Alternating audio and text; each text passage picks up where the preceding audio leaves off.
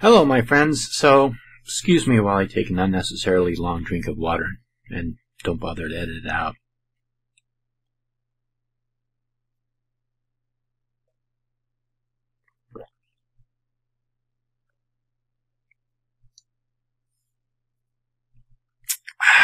That's annoying.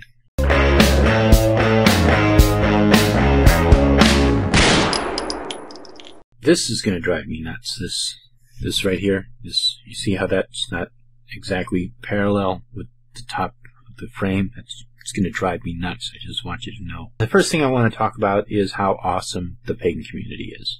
Yes, we have our differences. Yes, we have our disagreements. Yes, we have our, people get into little squabbles about this and that. But for the most part, we're pretty fucking awesome people. We're pretty tolerant. We're pretty open. We're willing to engage in dialogue. They're willing to disagree. They're willing to be respectful about that. And I think that is the most important thing, is being able to disagree with somebody and be respectful about it. Sometimes, and this is in response to a comment that was left. Let me see if I can understand this correctly. If I don't have this trail correct, let me know. But Balan found a comment on someone else's video in a section, and he was responding to that. And then Lunar Wisdom responded to Balan's video response to that, and then Lippy responded to Lunar Wisdom's comment about that. And I don't really want to go into the original comment that Balan found in the comment section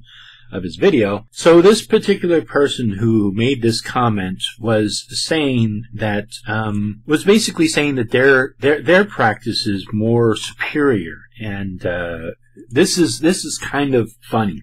I'm gonna give a little bit of experience that I've had with, people who feel superior to other people, or feel that another practice is inferior. I think it was in the 90s. I first got on AOL. And it was dial-up then. But they had chat rooms. And the majority of the people in these chat rooms were Wiccan. There were some that were Druids, or maybe just pagans or eclectic or whatever.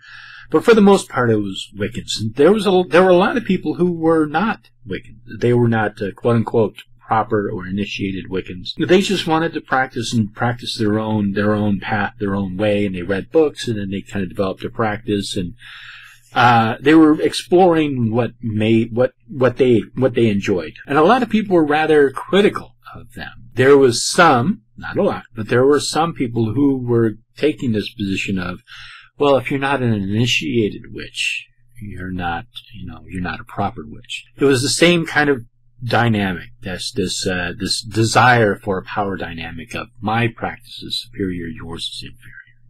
And then using some sort of arbitrary measurements to judge that their practice was superior to the other person's practice who was inferior. It's not a big surprise to me.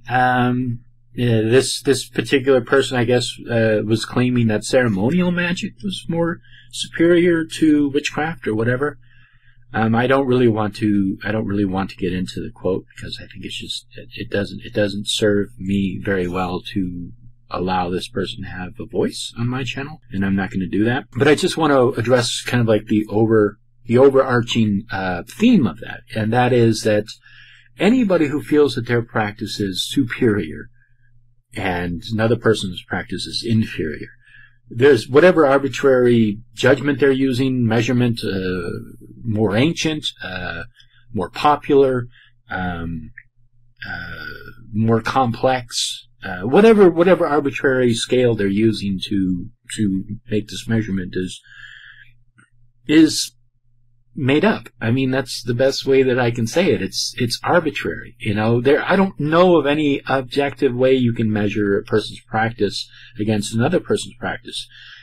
You could measure the quality of a person against another person, and and I think that maybe would be the best way. But even so, how could you judge that someone else's practice is more superior or inferior to your own?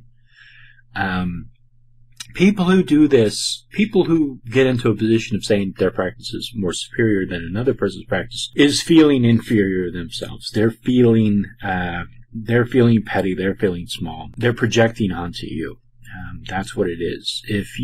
Whatever you practice, as long as it works for you and you enjoy it, I don't know. I mean, is there anything else more important than, your personal practice and how you do it? I mean, it's up to the individual,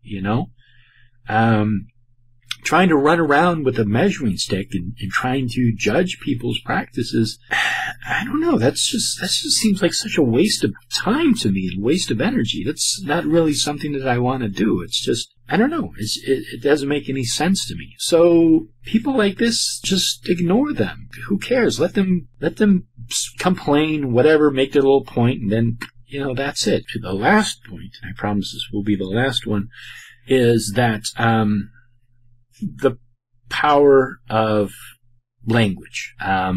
Very, very important in magic. Very, very important in interpersonal relationships. It's very important. What words we use, how we say them, the tone, everything is very important, especially when you're writing rituals or you're writing books, you're writing comments, you're making videos like this. Language is very important. There are people who are trolls out there who will pick up on things. They're like bloodhounds, they'll pick up on little things and go, ooh, wait, he's offended by that, he's offended by this. This he reacted to. And they will pick up on these various little things, and I don't know if they consciously or subconsciously make a note of it, but they'll use that to their advantage. So you don't want to allow people to have the ability to manipulate and control you using words, little pixels on a screen, little black pixels against a white screen. That's what they are. And language itself is just a sound that we are creating. That's it. Everything else around language, you put into it. So if somebody insults you, that word had absolutely zero power over you. You allowed that word to manipulate and control you. You don't have to react to everything that everybody says. You can just fucking ignore them, and they will probably go away. I'm actually surprised the number of trolls on my channel is as few as they are, because some of them I engage in, most of them I don't. Most of them I don't even bother blocking or delete. I just read their comment and I go, whatever, and I just ignore them, and it just sits there. And they learn, and they go try to bother someone else. I don't need to let every little, 14-year-old kid online manipulate me. It's probably the stupidest thing that I could allow myself to do, is to allow myself to be manipulated by somebody who lives, like, who knows, halfway around the world, or who knows, maybe they even live down the street from me. But to sit there and react to it is just... If you put it into that perspective, it just sounds funnier than hell. So just think of it that way. The other thing is, when we see people in the community who get into these little squabbles, these little fights, and you just kind of like, you're sitting there like a tennis match just going, wow, this is getting really old. How long are these people going to be doing this stupid shit? What the fuck is wrong with them? Why don't they stop doing this? You can't control people. People are going to continue to do stupid things no matter what. And they're going to engage in pointless, stupid bickering online. And if that's how they want to spend their energy, then so be it. I have much better things to do with my time and energy than sit there and get into a one-on-one with somebody, doing a video response to me or whatever, back and forth. It's not.